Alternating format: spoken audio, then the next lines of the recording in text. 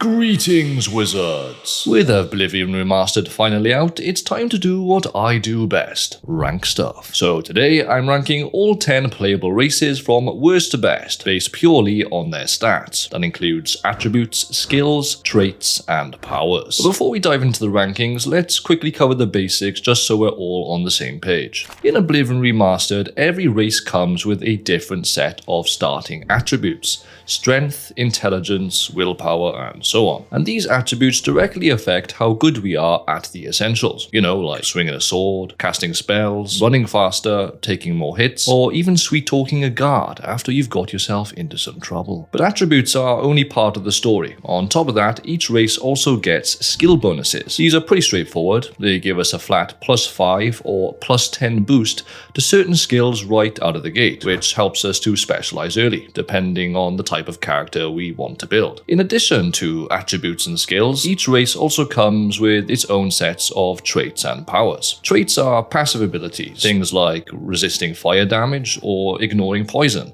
and they're always active in the background. Powers, on the other hand, are the flashy stuff. These are active abilities, things like fortifying your stats, surviving fights you really shouldn't, or causing absolute chaos. But there's a catch: you can only use them once per day, which to be fair makes sense because some of them are absolutely cracked. And last but not least, we've got something brand new: the origin system. When picking a race, we now also get to choose between two lore-friendly homeland variants. Each origin slightly tweaks our starting attributes to further help us specialize in a particular playstyle, whether that's becoming even sneakier, even stronger, or just even better at running away when things go wrong. And that's it. Those are the building blocks that make each race unique. And now that we've covered the basics, you know exactly what we're looking at. So let's get into the rankings. Starting off the list, right at the bottom of the barrel, we have the Wood Elf. Now, the Wood Elves, or Bosmer, are nimble and quick, which makes them great scouts and thieves. No one can match them with a bow either, and they're the best archers in all of Tamriel. Their ability to command wild creatures is pretty famous too, but when you really break it down, there's just not a lot going on under the hood here. Let's start with their racial power, Beast Tongue. On parchment, it sounds amazing. Command a creature up to level 5 for 60 seconds. Ah yes, I shall summon armies of bears to fight at my side.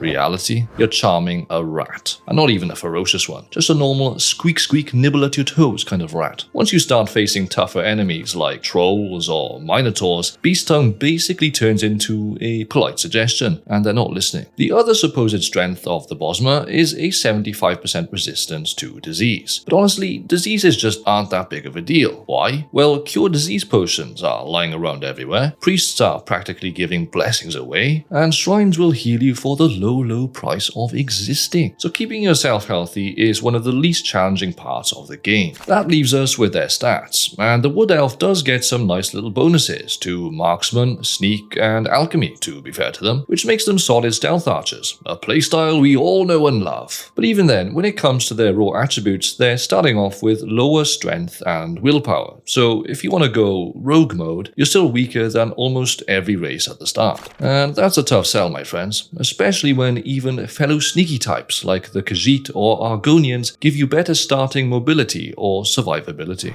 Moving on to 9th place, we have the Imperials, the fine, upstanding citizens of the civilized and cosmopolitan province of Cyrodiil. They are shrewd diplomats, master traders, and, well, pretty average fighters, if we're being honest. Looking at their stats, they get some lovely little bonuses to mercantile and speechcraft. Very handy if you wish to haggle thy way to a mighty fortune, or charm thy way out of trouble. They also pick up decent boosts to blade, blunt, hand-to-hand, and heavy armor. So if you fancy yourself as the classic sword and shield hero, the Imperial gives you a solid start. Now onto the racial powers. First up, we have Voice of the Emperor, a once-per-day charm ability that makes NPCs more friendly towards us for 30 seconds, which can come in very handy when we need to sweet-talk our way into better deals when buying and selling, persuade someone to see things our way, or smooth over an awkward misunderstanding. But unfortunately, it doesn't work like it does in Skyrim, so we can't just use it mid-battle to literally stop enemies from attacking us. It's purely for social interactions. And then there's Star of the West, which lets us absorb 100 points of fatigue from an enemy, which is great for keeping your stamina topped up in a duel. But here's the catch: as handy as these powers can be, they're both incredibly situational. Voice of the Emperor is brilliant against humanoid NPCs, but it's utterly useless against creatures like Daedra, who are trying to chew your face off. And Star of the West, it's lovely if you're having a one-on-one duel, but when you're getting mobbed by multiple enemies, well, absorbing a bit of stamina isn't going to save you, is it? Meanwhile, other races like the Orcs and Red Guards are just bulldozing straight through the same mobs with their racial powers. And the even bigger issue with the Imperials is that they don't really excel at anything when it comes to combat. Other races like the Nords, Orcs, and Red Guards simply outmuscle them when it comes to raw power or specialized builds, which leaves the poor Imperials sitting somewhere in the middle. That said, if you want a well-rounded character who can fight a little, talk a little, and fully embrace the classic hero of Cyrodiil vibe, then the Imperials are a fantastic choice.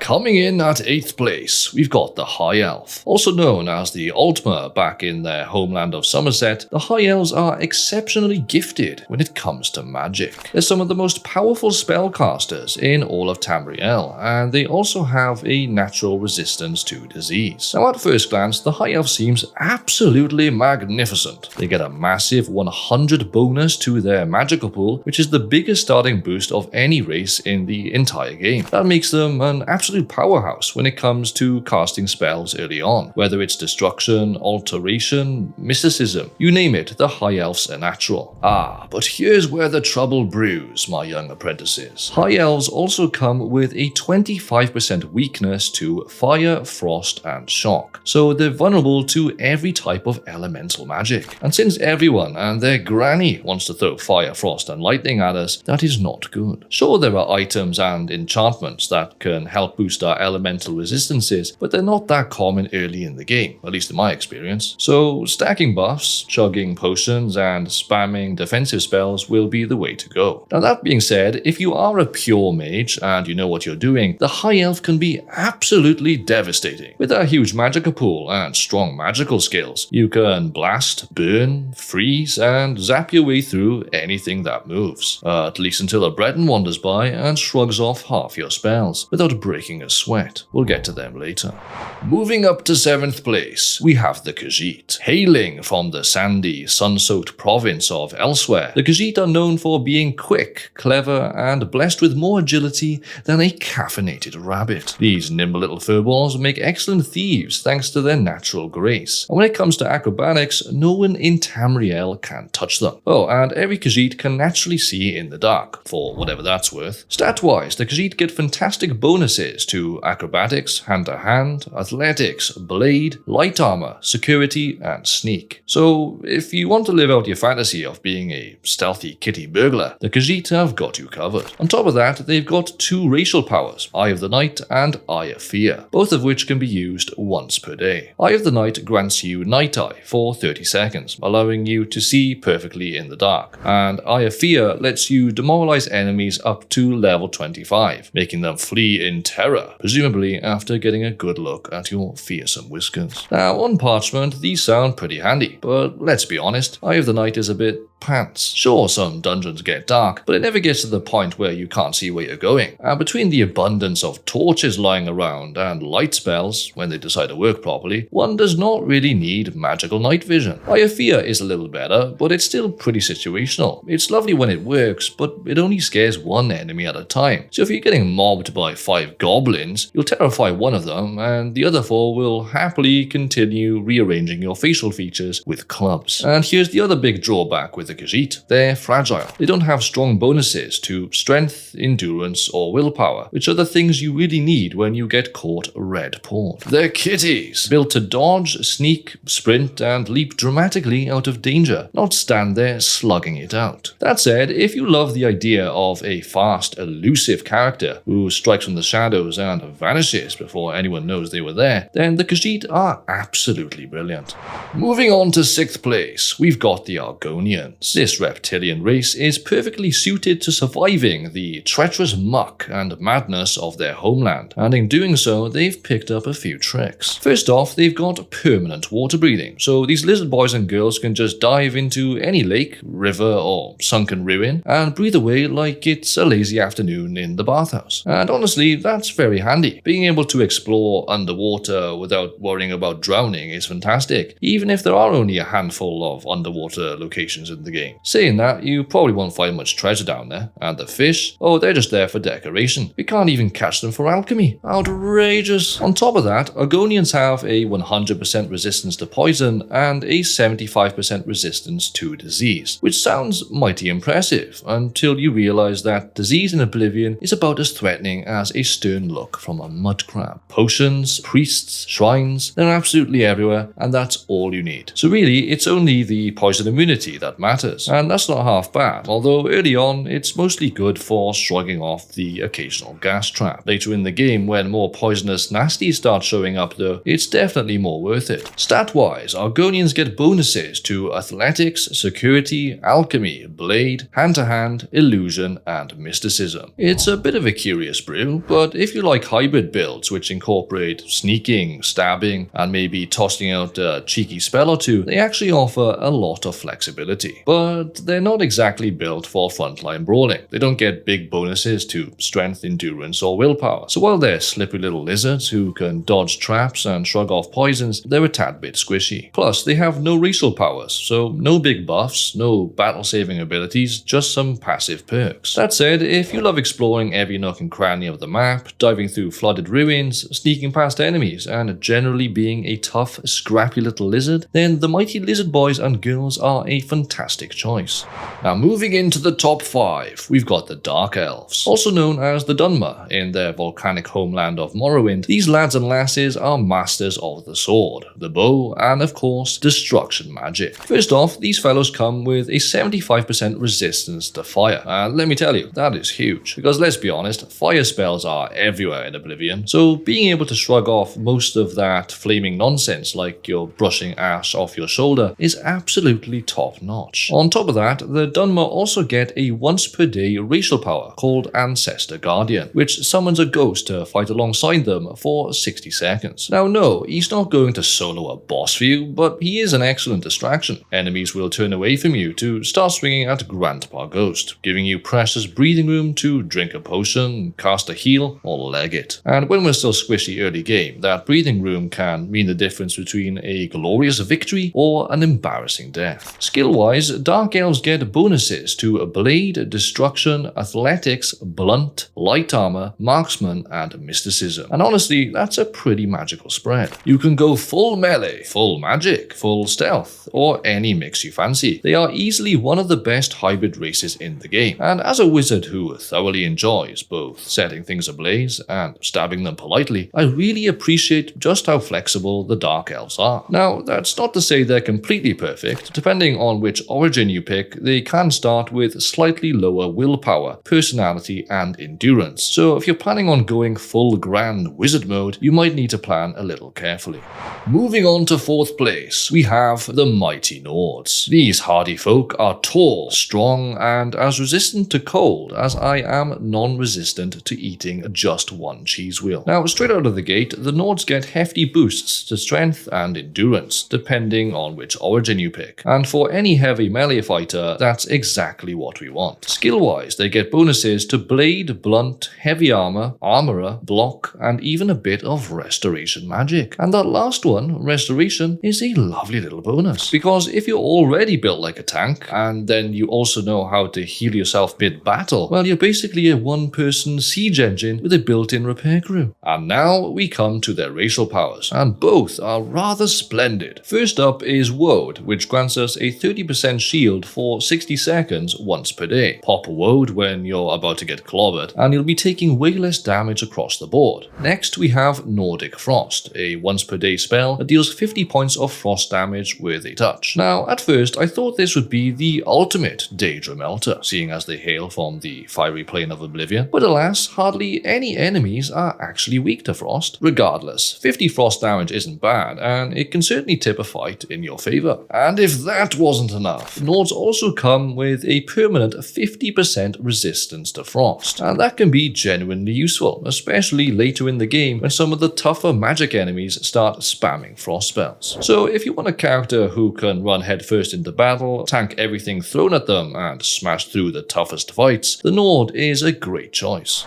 Now, moving on to the top 3, we've got the Orcs. These mighty beast folk hail from the Rothgarian and Dragontail Mountains, where the weather is cold, the armor is heavy, and the subtlety is but a myth. Across the Empire, they're prized for their craftsmanship, their strength, and their alarming ability to turn a goblin into a puddle with one swing of a hammer. First off, Orcs get fantastic boosts to strength, endurance, and willpower, and for a heavy fighter build, that's basically the holy trinity. So from the moment you leave the sewers, the Orc is ready to start swinging, and frankly, not much is going to stop them. Skill-wise, Orcs get bonuses to Armorer, Block, Blunt, Heavy Armor, and Hand-to-Hand. So if your idea of a good time is to pick up the largest blunt object you can find and wrap yourself in heavy metal, smashing everything that moves, then you're probably well suited to the Orc. And it gets even better because Orcs have access to one of the strongest racial powers in the entire game, Berserk. Once per day for 60 glorious seconds, you get plus 50 strength, plus 200 fatigue, and plus 20 health. So essentially, you transform into an unstoppable wrecking ball, and you can tear through tough fights that would normally wipe you out. But there is a slight trade-off while you're berserking, and your agility is drained by 100 points. That means you're easier to hit, and you'll get staggered more often. But to be honest, when you're smashing everything in sight with a giant hammer and barely taking a scratch yourself, a few extra bruises here and there really aren't a big deal. And as if all that wasn't enough, Orcs even have a permanent 25% resistance to magic, which is brilliant because, as we've discussed, magic in Oblivion can absolutely melt our face off. So being able to shrug off just a quarter of all incoming spells without needing to do anything makes a huge difference. The only real downside with the Orcs is that they're not very versatile. They're not great at stealth, they're not great at magic, and they're not going to be sweet-talking anyone anytime soon. With low personality and speed, they're pretty much built for one thing, and that's running into the enemy and wrecking house. But you know what? They're really good at it, and I respect that. And sometimes you just need a really big hammer.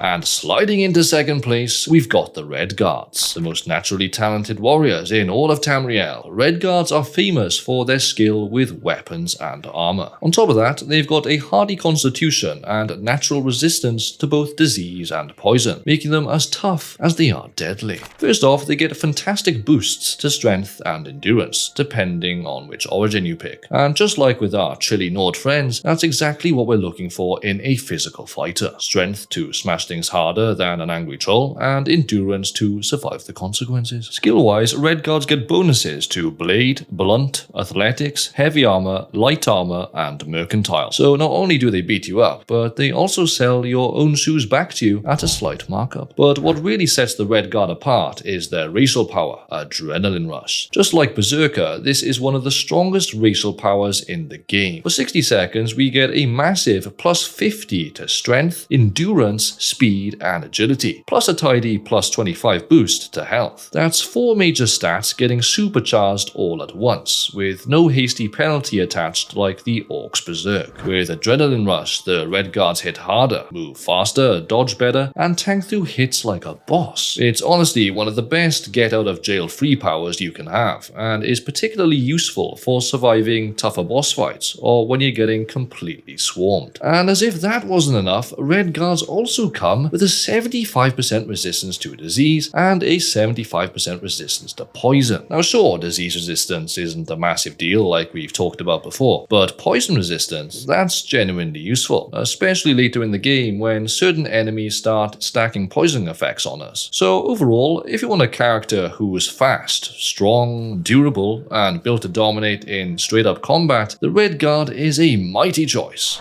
And finally, claiming the top spot at number 1, we've got the Bretons. In addition to their quick and perceptive grasp of spellcraft, even the humblest of Bretons can boast a resistance to magical energies. They're particularly skilled when it comes to summoning and healing magic, and when we dig into their stats and abilities, it's no surprise they've claimed the top spot. First off, Bretons start with strong bonuses to intelligence and willpower. Intelligence boosts our magic pool, meaning we can cast more spells, and willpower skill power speeds up our magicka regeneration. So right out of the sewers, Bretons are already better at magic than pretty much anyone else. Skill-wise, they get bonuses to conjuration, mysticism, alteration, restoration, alchemy, and speechcraft. And that's just a brilliant spread for any mage. Bretons aren't just good at one school of magic, they're good at everything a mage could ever want to do. But here's where things get really crazy. Bretons come with enhanced magicka, which gives them a permanent plus 50 boost to their magicka pool. So straight away, they've got a bigger pool of magic to work with than almost any other race. And in a game where casting spells costs a lot of magicka early on, that extra buffer makes a massive difference for both survival and offense. And if that wasn't enough, Bretons also have a 50% resistance to magic permanently. And with magic being one of the deadliest things, having the ability to just naturally shrug off half of all incoming magical damage without even lifting a finger is absolutely priceless. It's hands down one of the strongest passives in the entire game, and it doesn't stop there, wizards. Bretons also have the Dragon Skin racial power. Dragon Skin gives us a plus 50 shield effect for 60 seconds once per day. That's a full minute of taking half damage from physical attacks too. So not only are Bretons halving incoming magical damage permanently, they can also cut physical damage in half whenever they really need to. And that is absolutely brilliant for surviving tough boss fights or sticky situations when you're getting hammered by a flurry of magic and melee attacks at the same time. But just to be clear here, Dragon Skin only protects against physical damage, so unfortunately we can't stack it with our magic resistance for temporary spell immunity. But honestly, with a 50% magic resistance already baked in, Bretons are still one of the hardest characters to kill in the entire game.